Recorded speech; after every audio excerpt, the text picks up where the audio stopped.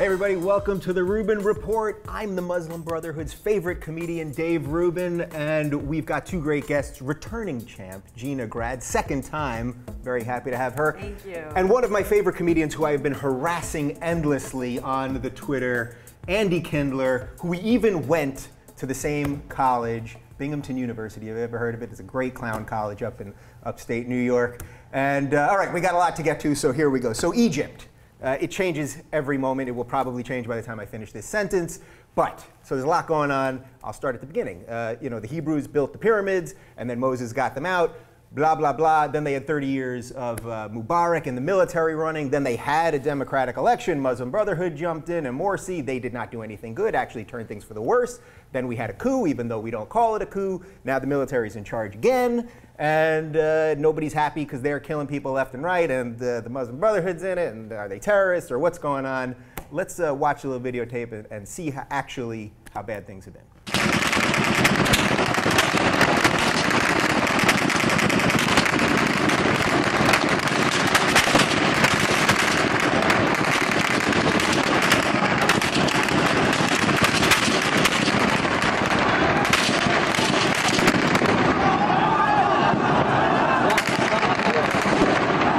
So we're seeing tons of that stuff. Look, that guy didn't look armed. Was he part of the Muslim Brotherhood? Are they terrorists? The military's doing this stuff. We're funding the military. Is all of this stuff just over the top? Like, we can't even fathom this as Americans to really have a real decent discussion about it. Well, we don't have any sense of history in this country. Also, we don't have. I don't have a good visual thing because I didn't know what was going on there. Right. I thought it was a rugby game. I had no idea. So I apologize to the families, to everyone's family. But the thing is, we have no sense of history here, and we have we've been controlled by the right wing for so long. So everything is filtered through that lens. So it's like if it was up to the right wing, there wouldn't be Muslims. You know. Right. Everybody would be into Christian education camps. Right. So it's very, very hard to figure out. The thing that bothers me is all these pundits, not you, Gina, but most of these pundits are constantly, they want Obama, no matter what happens, it's his fault. Why doesn't he make a decision? And that's what drives me nuts, because it's such a difficult thing. There's only so much that we can do in that area. Yeah, there is only so much we can do, and I agree. The pundits are not helping because everybody just picks their side and sticks to it no matter what. But is there a way to have like a really decent discussion about this, understanding a little history and context and all that? I'd like to do that by saying I have no idea. And that's why we're doing this show, because I want regular people. Target audience. Well, and that's the thing, because I consider myself pretty well informed. You know, my only two presets in the car are FM and AM talk radio, and I listen to this stuff all day, and I still don't understand it. So we're taking like a little snippet of what's going on now and widening it out and saying, okay, you guys, what do you think? But most people don't even understand how we got to this point. So I don't know. Yeah. You know, and I'm going to speak as the complete layperson and say, I still don't understand, forgive me, why Morsi was ousted if he was supposedly voted in democratically. I'm confused. Right. I'm super fucking confused. So is that the language is what bothers me. Sorry. No, but that's the point is that he was supposed to bring the country together, but the thing is, I think he was already cracking down on various rights. And was he imprisoning people? You take it away, Dave. Well, he was imprisoning people. He was not giving any of the freedoms that they had gotten rid of Mubarak for, and he was democratic elected. Aren't we supposed to always defend democracy? Because we didn't in this case, right? Well, I think we're supposed to do. The best that we can under the circumstances. We're hated worldwide. You know, a lot of people don't even know that we overthrew the guy who was in Iran in 19. You know, he was elected. We said CIA said, oh, well, it came out this week, but we've known about it forever. Right. And so then when 1979 comes along, Ted Koppel makes a living out of going day 72. That you weren't born then. Day 43. So it's all of our anger is focused on certain things, and we don't see the big picture. I think we just try to do the best that we can. And I don't like, you know, it seems like too many people got killed. I mean, anybody getting killed is horrible. But, you know, the Morsi people are also attacking Christian churches, and there's an element there that wants to cause revolution. Right, so something like 60 churches were burned. Why doesn't the Pope say anything about that? That's what I keep thinking is weird. The Pope is always up in everybody's bedroom and wants to know what everybody's doing. He was in my bedroom last night. Yeah, and what did he... Blessing my fill in the blank. Right, yep. But why doesn't the Pope jump in on this? I find it very bizarre. They're killing Christians and they're destroying churches. Pope, no, quiet. I don't get this Pope. I think he's interesting, and everyone said, like, oh, he's the Francis Pope, and he's the charitable one, and he doesn't give a shit about all the whatever, all the stuff. But is he the Obama of popes? Well, you know, I mean, he just kind of wants everyone to be happy. He doesn't want to really ruffle any feathers. Right, he's actually made some nice comment about gays, which is bizarre for a pope. Yeah. So maybe he just kind of wants to stay out of it. He's a new pope. I don't know. I don't know. I'm not a papal person. I like to do that joke. I'm not normally a papal person. No, but are there Coptic Christians? Yeah. So is that not under his... anybody should say, doesn't matter what the church is. He goes, that's not my brand. Right. I can't comment. Three experts here. Exactly, right, exactly. We got 3 Jews on But maybe he feels like he can't, maybe he feels like he doesn't want to flame on either side the Pope. Right. He does like to flame, but not maybe in this particular part of the world. But all right, so final question on this. Are we just screwed one way or another there? Look, we give the money, they use the weapons to turn against their people. We don't give the money, and then more radical people come in. So one way or another, is this just typical like America? We just get in everybody's business, and then everyone hates us, and we leave, they're going to hate us? I think you're right, what you said, that we're damned if we do and damned if we don't. If we don't get involved, people are outraged that we don't care. And if we get involved, it's America comes in and thinks that they can get in everybody's business and fix everything, but they just make it worse. So I don't think we're going to win this that we one. can make things better because, first of all, I am an Obamatarian. I am in the tank for Obama. I have an Obama outfit at home. I love it. I think I've been around longer than you guys and longer than the country, and I think he's the greatest. He's the best president we've had in my lifetime. Is he perfect? I don't like some of the things in education. So I feel like I think that he has tried to turn around the perception of America, and I think he's going to. But I think he's in a tough situation, and but I'm optimistic. I hope, in general, things will move better in the world. And that was a big ship to steer. I mean, if people say like, well, it's not perfect. Well, it takes a while to 180 that thing. Right. I mean, he had his work cut out for him. Egypt is a ship? It's sort of a ship if you look at the No shape. charge for the comedy. No charge. Egypt? All right, here we go. Well, let's talk. We're talking about news. So the big news in the news world, because the news loves talking about the news, is that Al Jazeera America launched this week, and they had a pretty fancy package they put together to kick it off. It is really effective. And in fact, viewership of Al Jazeera is going up in the United States because it's real news. We will connect the world to America and Americans to the world. What Al Jazeera has done is achieve something that all of us, I think, want to achieve, and that is to make a contribution.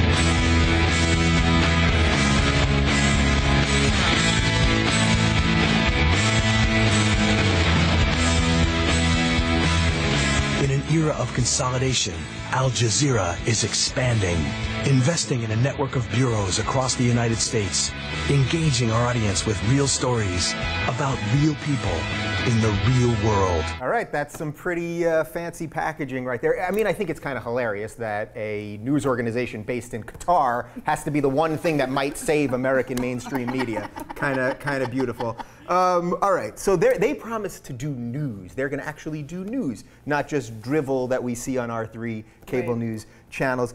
Is it possible they're going to save television media? I think they're going to try, and they might even give the good old college try. But I don't think people will watch it because it's called Al Jazeera. Bad like name? If I was in the public relations department, I'd be like, how about Falmanera? Anything that's not Al Jazeera. People are going to watch it. What is it? What are people? So here's a topic that I've heard different things. I've heard from people that they do excellent reporting. I don't know. I'm not familiar enough with them. But what is it that Al Jazeera? What does it mean? First of all, what is it kind I of? think most people are going to associate it with the people who ran the Osama bin Laden videotapes. You put Al in front of anything, and it's going to Al Qaeda. Right, Al Jarreau. Yeah. But now I've been doing that joke for 8 years. But wait a second. Now they showed us. It's not like they didn't say, "Hey, Osama bin Laden, come down to the office. Right. We're going to do a shoot." They're just providing his message. You know that, and I don't know that. I'm actually asking. Right. Well, but I don't so know what if you're the- talking about is that Al Qaeda was giving their tapes to Al Jazeera in Qatar. Wouldn't we want to have seen those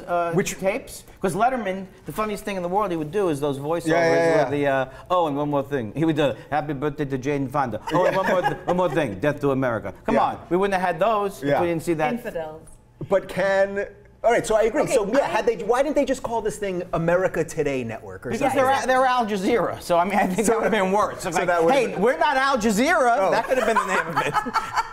But is it? But also something. As long as Anderson Cooper isn't on it, it's the greatest thing in the world. Because I hate cable news, and I'm looking for a new option. Yeah. I wasn't a big Current fan. Is that what? Are we in their offices? You can say, well, I don't know what this place is anymore, but you can. I wasn't glued to Current. Right. You're not the Current business. So I'm give them a shot, is what I say. Am I going to make it out of the studio alive? Well, they're armed. There are armed security guards at the door. I'm from Kansas, so I feel like I can say this. The great unwashed, as I am, and the flyover states and all of that, I just don't think that they're going to get on board with something called Al Jazeera. They love it. The Midwest is going to eat this up.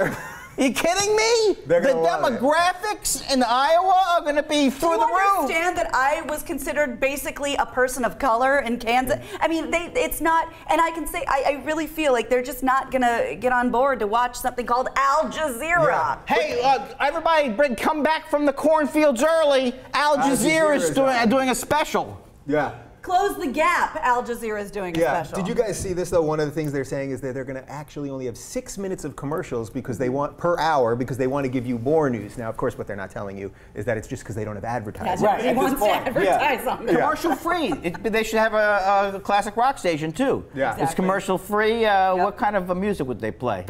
A lot of that sound that you made during the Farsi and the Cruisers. Come on, people. Some of these jokes have written themselves. Top Farsi. Top Farsi stations. Top 40. Yeah. All right. So last thought on this: is this just? You see what I'm tweeting all day about cable news. I mean, is this just that we actually, whether this thing's going to be good or bad, do we just need it anyway as just a last chance to escape the crap that we're all being fed all the time? Any other choice? I watch the BBC World occasionally. Yeah. I sit with a smoking jacket, and also I just want to ask you one thing: who's booking this? Because Who's booking? Al Jazeera. I am ready to go. I will. Andy Kindler reporting. I can put in a call. Okay. They're probably looking for a good Jewish reporter. Let's undersell the Jewish part. Not no Jew stuff. So Coca-Cola, those healthy people who just want to make you healthier, they are pushing health on us. I just said health 18 times there. So they're doing a new branding thing in the U.S. and in the UK with print ads and commercials and all this stuff. So this is some of the video that they're showing in the UK right now. It's not unusual to be mad with anyone. It's not unusual to be sad with anyone. But if I ever find that you've changed at any time, it's not unusual. Look at that, healthy people making healthy choices. Granddad died of diabetes right after that was shot, by the way. Grandpa died of... Are you kidding Grandpa's me? Dead. From drinking a Coke? Type 1 and Type 2. There's a lot of sugar. Lost a foot to that. Okay, we've talked about this a lot on the show. Do you know, before we get to the rest of this stuff, that they're not even putting sugar in our Coke in America anymore? Why not? We have Fructose? we have high fructose corn syrup. Well, do you want low fructose corn syrup? I want sugar. I want Mexican sugar. H.O. in Mexico. Think about it. Sugar is too expensive for them to put in our soap. They get it in Mexico, but we can't get sugar because we're drinking corn. We're actually drinking corn. Anyway, so they're also releasing all this other information to show you how good all this stuff is. You know, they've been killing us all these years, but now they're good guys. So they put out this this press release. I like this one. The new Coca-Cola advert shows that the lifestyle enjoyed by our grandparents, moving more, eating well, taking it easy, can be beneficial. We're committed to using our advertising to raise awareness of importance of energy balance and helping people to make informed choices. We believe it is just one of the ways we can help make more people aware of the need for a balanced diet and active, healthy lifestyle. I really don't know what are they talking about? What grandfather? I don't like that font, by the way. It's a terrible font. That was not their font. Don't worry about that. Yeah. Can I inform you of two things about Coke that might counteract what they just said? One, you know, they put a chemical in Coca-Cola that keeps you from vomiting because there's so much sugar in a Coke that it would make you throw up. Here comes the 9/11 truthers. B, I think that we should all just teach our What children. is that chemical that you're lying about? Anti-ipecac? I don't know. Ipecac, that's the first time it's ever been that's the first time it's ever been said on the show. Yeah. But thank you. But also, if you can clean your car battery with it, don't drink it. I think that's something that we can teach our children. No, but this is Well, first of all, teach your children to not drink anything off of a battery. Right. Okay. So let's this whole thing. I know friends of mine, and they send me these things on Facebook. Which I don't go to anymore. But it's like, if you drink one Coke, here's what happens. It goes into your intestine. It inflames your gallbladder, and your chance of dying. No, that's not the problem. The problem with that campaign is Coke has great commercials over the years. We're not going to be healthy from Coke. We enjoy a nice soda. Don't try and tell me it's an energy thing. Just say, look how enjoy it. Okay, I completely agree. Why don't they just double down on, you've been drinking this stuff. Right. You've put out all this. We're still here. We're still here. Like, why are they even pretending? Is it even necessary? Do Americans even care whether they're getting fat and obese and dying of all Well, I don't these- need to say that's a whole other topic for another day. But I am anti the whole obesity thing. I think it's the last group of people that we can pick on. There's no science based on any of these things that people think. Right. Believe me, people weigh the way they weigh the way their grandfather. But that's a different thing. Oh, so you don't think people are getting fat? I don't. Because that first seems of all, to be a. well, of course, they have the same stock footage of people, heavy people walking around as the third. There's billions of dollars in diet fad things. So I don't know that it causes all those things, but I don't know why they. First of all, are Coke sales down?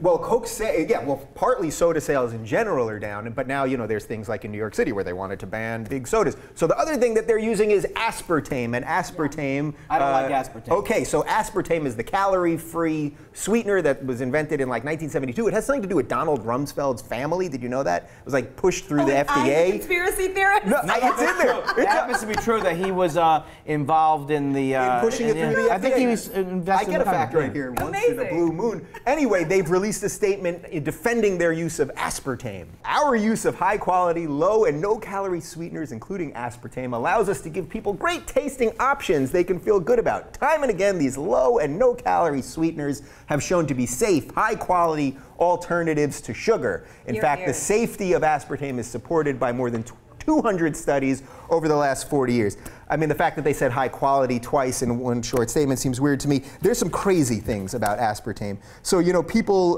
get all kinds of crazy symptoms, from dizziness to memory loss, seizures, blinding headaches, and even full blindness. So should we be more against the stuff that's going to keep us thin and kill us, or the stuff that's going to make us... Well, it's not going to... They don't even think it can keep you thin. Here, look, it's Adam and stevia, not Adam and aspartame, all right? Go with stevia. It's natural. You're a big fan of erythritol. Yeah. Go with those. There's good natural. Stevia is insanely expensive. It's you know how much expensive. a little thing of stevia? It is. It's like at Trader Joe's, it's like $12. No, but I mean, for that. there's drinks that are made. Yeah. If you want to go with a 0-calorie drink, they have drinks that are made that are very tasty that I have a piece of. Here's where I completely flip-flop on you. Yeah. If I could have Diet Coke given to me intravenously, I would be the first one to sign up. I love it. Okay. I need it. I gotta have it. I think aspartame. There's a lot of conspiracy theories, but I do believe that there's enough weirdness around people drinking aspartame. Yeah. I would stop it if I were you, and I'll write your prescription for something. Exactly. There you go. All right.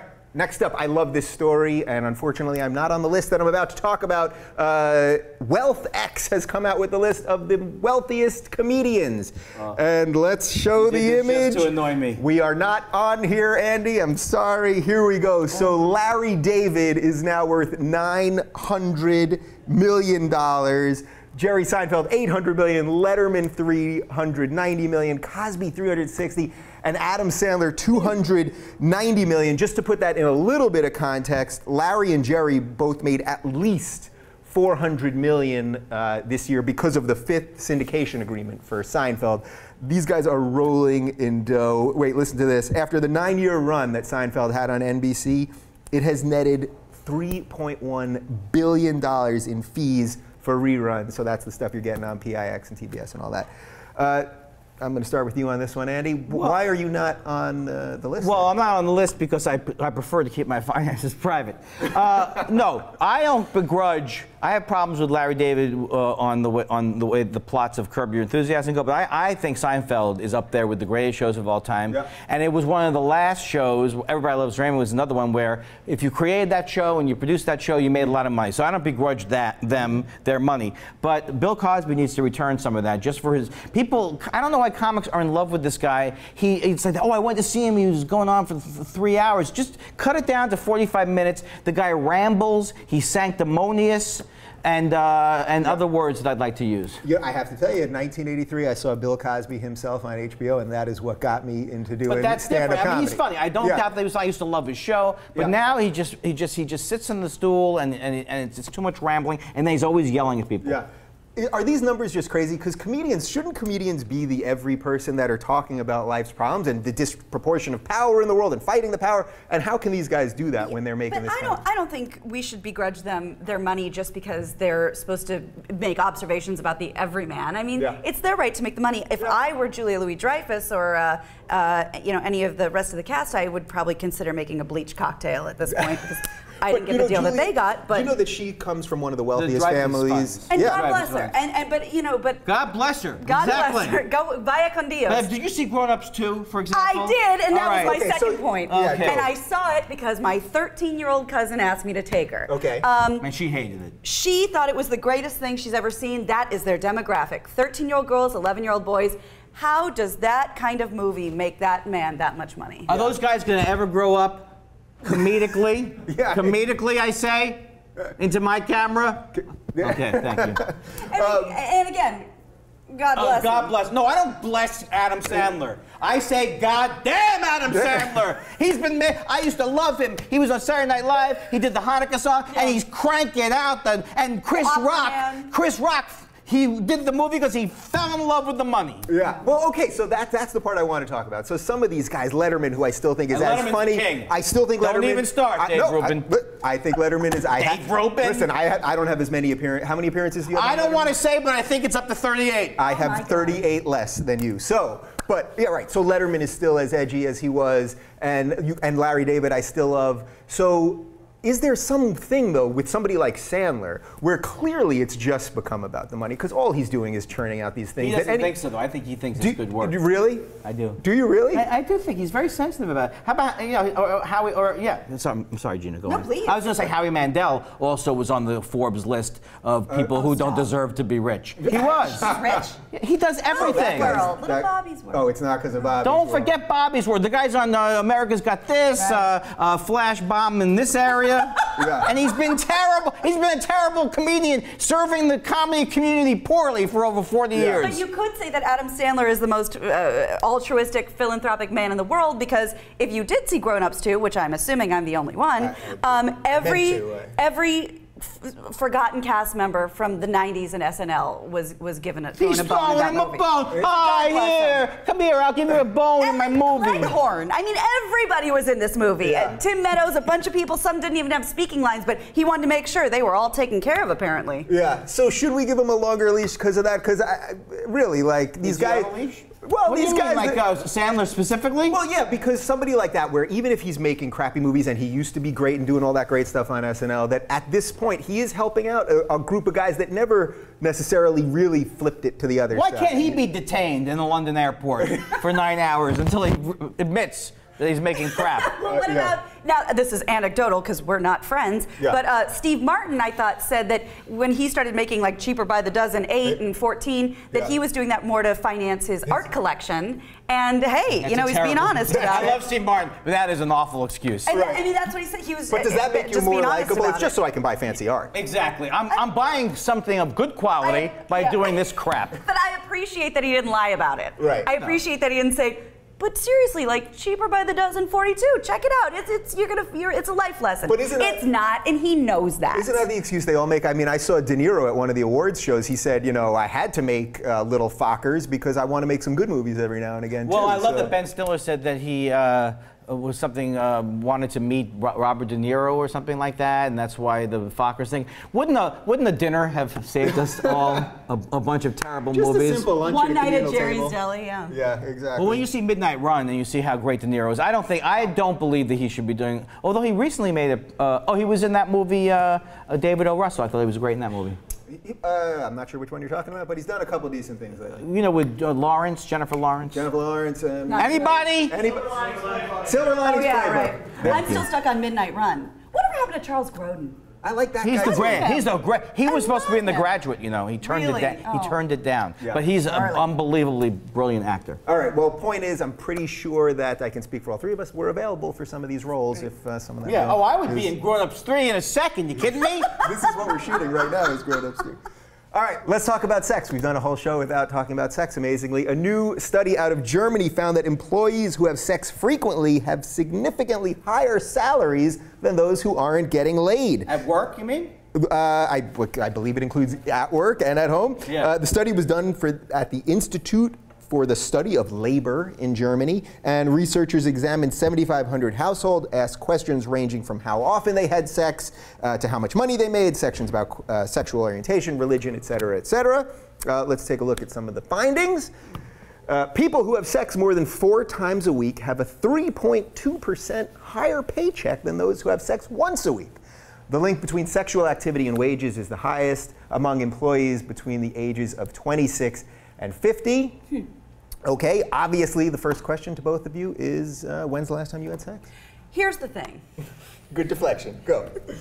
Well, I gotta say, you said this is the Institute of Labor. Yes. This is the Institute of no shit. Again, because people who have sex, they're happier, they're more confident, they have more bravado, and those are the people that make more money. I didn't realize that Germans were having so much sex because they were like 3 times a week compared to 1 time a week. I mean, there are people that have sex once a week. Like, that's very exciting. That seems good to you? Yeah. That's a high percentage. Do you? One seems good. That's low. That's hot. That's low. That's low, my friend. to My me, wife. this guy. Look, my wife and I. Forget it. We're sexual dynamos or machines. yeah. We can't stop it. Mazel tov. We can't stop it with the sex. But I told my wife, look, I could increase my income even more with a couple of affairs. Is what I say to her. Even one long-lasting affair. Look at these figures. Yeah. She won't go for it. She doesn't buy that. The No. data backs it up. Yeah, but No, that's not. okay. You Right, can't. that's- Facts mean nothing to my wife. Yeah. But okay, so to your point though, is this just that sort of people, they always say if you look better, you also get paid more, or if you stand up straighter, you get paid Yeah. more. So is this just all that everything is just basic, superficial nonsense? Like we do all these studies, but at the end of the day, it's like people like looking at people, and that's why they hire them, and that's why they pay them. There must be a lot of money in studies. That's what I'm thinking. Who comes up with this idea? Look at this data. People Germans. Germans that aren't getting laid, I Well, it's think. also German sex, which is very severe. Right. That's why they said, and those poor people are only having sex once a week. Yeah, what's the matter with you? You once a week is I didn't know is that exciting to you? Yeah, I thought that was, like, oh, I had sex once Well, not last with week. that kind of a. With that attitude, you're lucky. Is that how you are on a Anyway. date? Oh, You'll never get on your back with that attitude. No, you really. What? I don't know. Should we have more sympathy for people that aren't having sex? Yeah, I mean, I don't know. Fuck them. Unless you're a monk. If you're a monk. If you're a monk. Good job, I say. Yeah. Now monks can't talk or have sex. Is that? They can't talk during sex. They But can't. otherwise they can. Or while they're gonging. I Yeah. don't know what I'm saying really, but they're references and they come No, fast. they're all excellent We just do references. this all day. Yeah. So Are you celibate? Why? I just asked that. It Not had by choice. It had nothing to do with anything. Thank It's you. just- I just No, want- Andy, I the am- cameras are still rolling. Oh, I'm sorry. I am not celibate, but Okay. I am overtaken by these numbers. Yeah. Mm-hmm. You're just shocked that people are having this much sex. Because Yeah. that actually doesn't, I mean, this may glean into my personal life a little. yeah. It's not that much. Right. Is Three. this sex Yeah. with a partner we're talking about, Well, that- ladies and gentlemen, or alone? If it was- Hello. If it was alone, we'd all be rolling in dough. All right, let's talk about smart kids and drugs, because it turns out that if you're doing drugs as a kid, you're probably going to be smarter in real life. Studies show a correlation between high childhood IQs and getting high. We're talking about weed here. Yes. Using data from the 1958 National Child Development Study, researchers published a report last year that found that children who have higher IQs were more likely to use illegal drugs later in life. Again, I believe this was mostly about weed. Does this surprise you guys at all? It seems to me that I know a lot. I think I know some smart people, and I know a lot of people that smoke weed. Thank you. You know, no, what are we talking about? If you're smart and you're intelligent, also smart. Why don't I use the same word twice? No, you're going to be curious. Not everybody who's brilliant like me, right.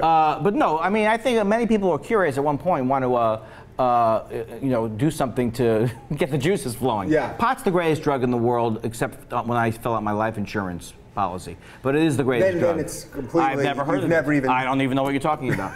The character of Andy Kindler might know. Right. And I do some sweet damage at Hugo's Tacos when I'm high. Yeah. Beautiful damage.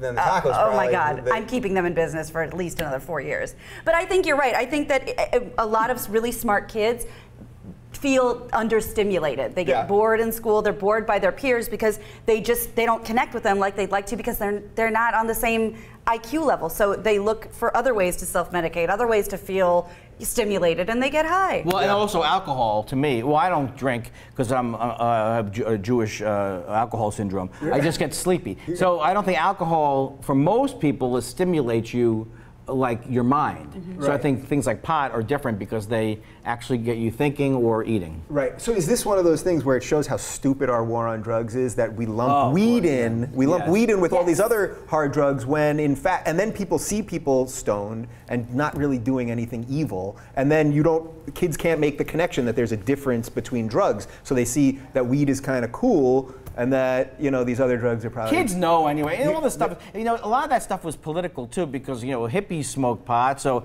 it was in the interest of the government to make those type of things even more illegal. Well, I grew up at the time with the best, after-school specials and growing pains with the Coke party. Saw that episode. Oh yeah, and the weed. Boner stayed at the party. Boner stayed at the party. And then they were like, well, whatever, it's my parents' Coke. And it was like, to be continued, and there's no music at the end of the credits. But there were so many of these sitcoms that villainized weed, and I was in Just Say No Club and Dare, and I never got it because weed's pretty great. Right. It's a victimless drug. But that's the point. It's not a drug. I mean, it's not victimless. Go ahead. Sorry. Wait, what do you mean it's not victimless? I mean, it's not. It's something that's. More and more information is coming out that says it's very. Not that people can be addicted to anything. Right. And some people just do get spaced out. But it's it's helpful in not just in chemotherapy. It's supposed to. In many ways, I think it's actually going to be found to be positive for the body. Yeah. Well, did you guys see this the last week? Dr. Sanjay Gupta on CNN had a mea culpa because after all this time of railing against weed, he finally is. Was he railing against weed? Yeah, he's been against even medicinal marijuana, and he finally now did this special saying he apologized. He actually said, "I'm sorry," and now he's pro-weed. Right, and for a country and especially a state that is so woefully underwater when it comes to money.